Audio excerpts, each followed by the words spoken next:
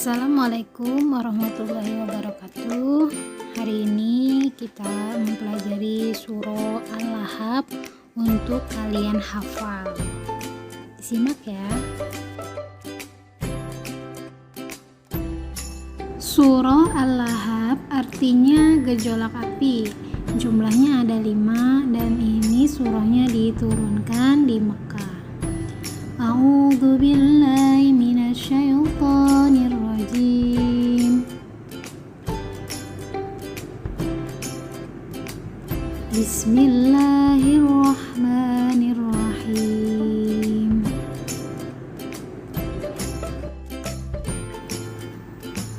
Tabbat yada abi lahabin wa tab. Ma aghna anhu maluhu wa ma kasab. Sayasla naran dzata lahab. Wa imra'atuhu hammalatal hatab. Fi jidiha hablum min masad. Shadaqallahul azim. Selanjutnya untuk anak-anak, mari kita mendengarkan kisah Abu Lahab nih, sebagai ceritanya aja ya.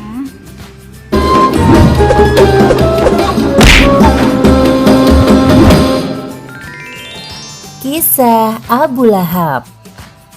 Kisah ini terdapat dalam Al-Quran, surat Al-Lahab ayat 1 hingga 5. Abu Lahab adalah satu-satunya paman Nabi Muhammad SAW dari pihak ayahnya yang paling menentang dakwah beliau.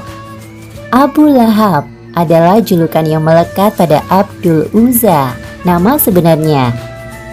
Ia dipanggil Abu Lahab karena wajahnya yang merah menyala seperti api saat marah. Sedangkan istrinya bernama Ummu Jamil. Sepasang suami istri itu hidup serba berkecukupan dengan harta benda yang mereka usahakan. Pada tanggal 22 April 571 Masehi di Mekah, lahirlah bayi laki-laki tampan yang disambut gembira oleh semua keluarga Abdul Muthalib, termasuk pamannya Abu Lahab. Baginya, kehadiran Muhammad kecil seperti penghibur atas kepergian saudaranya Abdullah yang pergi begitu cepat. Tahun demi tahun berlalu, Muhammad kecil tumbuh menjadi dewasa sampai pada usia 40 tahun. Beliau diangkat menjadi Rasul. Saat itu penduduk kota Mekah banyak yang masih menyembah berhala, termasuk Abu Lahab. Suatu hari Nabi Muhammad naik ke puncak Bukit Sofa dan berbicara di depan sekumpulan orang.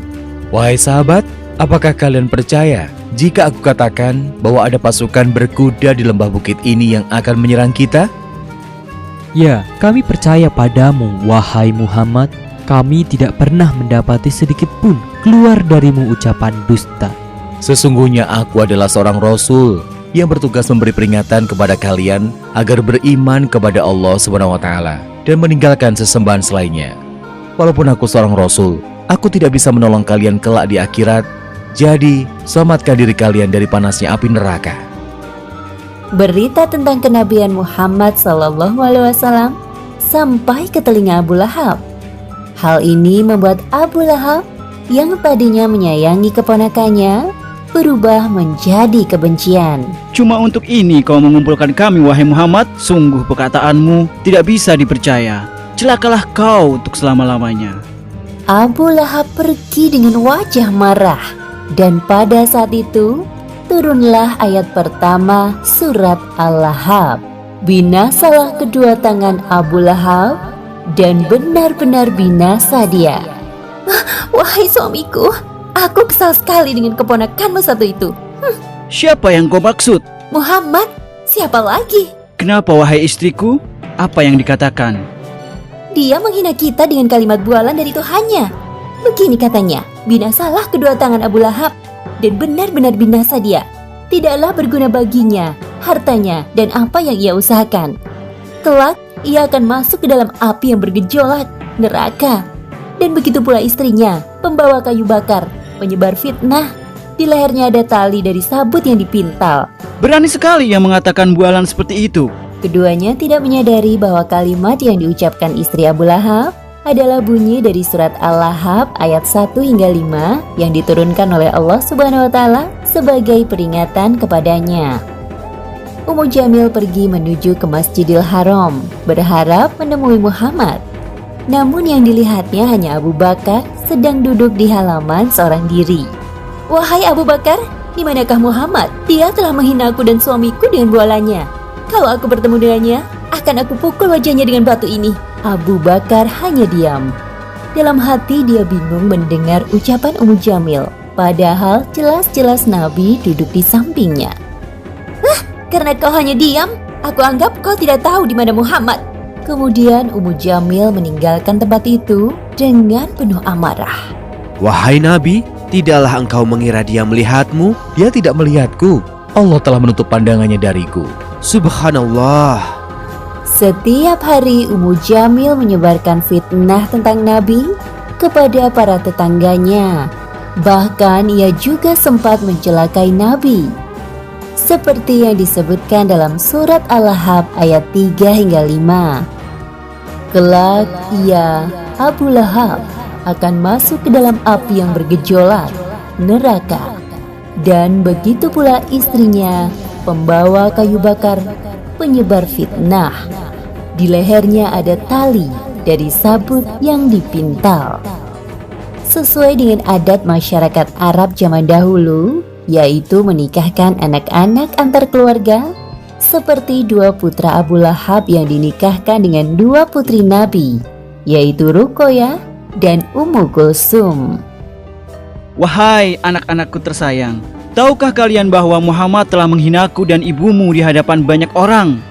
Sebelum kalian menceraikan istri-istri kalian, jangan berani-beraninya datang menemuiku. Kebencian Abu Lahab kepada Nabi Muhammad semakin menjadi-jadi. Ia mulai mengumpulkan orang-orang dan menyusun strategi perang. Namun disebabkan usia yang semakin tua dan tubuh yang lemah, Abu Lahab tidak ikut serta dalam peperangan. Abu Lahab berjalan-jalan di sekitar rumahnya dan bertemu dengan Ummu Fadl, istri Abbas. Istri Abbas sedang bersama budaknya. "Wahai Abu Lahab, kenapa kau tak ikut perang untuk membela Tuhanmu, Lata dan Uzza?" Untuk apa aku turun ke medan perang? Cukup hartaku yang menggantikanku. Lagi pula, aku sudah terlalu tua untuk ikut berperang. Di tengah pembicaraan mereka, lewat beberapa laki-laki yang pulang dari medan perang. Bagaimana hasilnya perang? Apakah kita menang? Kita kalah wahai Abu Lahab. Jumlah kaum muslimin memang lebih sedikit dari kita. Namun, mereka dibantu oleh pasukan perkasa berbaju putih yang sangat hebat dalam berperang. Apalagi banyak dari kaum kita yang menjadi tawanan mereka. Apa? Itu pasti malaikat yang dikirim Allah untuk membantu kaum muslimin. Diam kau budak! Abu Lahab mengambil kayu untuk memukul budak laki-laki itu tanpa henti. Karena tidak tahan melihat budaknya disakiti, Ummu Fadl mengambil kayu besar dan memukul kepala Abu Lahab sampai ia terluka dan jatuh. Abu Lahab kembali ke rumahnya dengan kepala terluka. Luka di kepalanya melebar ke seluruh tubuh, berbau busuk dan menular. Harta benda yang dimilikinya habis untuk mengobati penyakitnya. Seperti firman Allah dalam surat Al-Lahab ayat 2 yang berbunyi, "Tidaklah berguna baginya hartanya dan apa yang ia usahakan." 2 hari setelah perang Badar, Abu Lahab meninggal dengan mengenaskan. Tubuhnya membusuk dan berwarna hitam. Tidak ada seorang pun yang berani mendekat untuk memandikan jenazahnya, termasuk anak-anaknya, karena takut akan tertular. Akhirnya anak-anaknya melempari jenazah Abu Lahab dengan batu dari kejauhan sampai tertutup seluruh isi rumah. Demikianlah akhir kisah Abu Lahab yang enggan beriman sampai akhir kematiannya. Pelajaran yang dapat kita ambil dari kisah ini diantaranya: pertama, jangan sekali-kali mengingkari ayat-ayat Al-Quran seperti yang dilakukan oleh Abu Lahab dan istrinya. Kedua, jangan membanggakan harta benda yang kita miliki, karena semua itu tidak bisa melindungi dari azab Allah. Ketiga, ada balasan untuk setiap perbuatan yang kita lakukan di dunia tanpa memandang hubungan kekeluargaan. Seperti Abu Lahab yang merupakan paman Nabi Shallallahu Alaihi Wasallam, saat mengingkari perintah Allah, tetap masuk ke dalam neraka. Wallahu a'lam bishawab. Alhamdulillahirabbil alamin.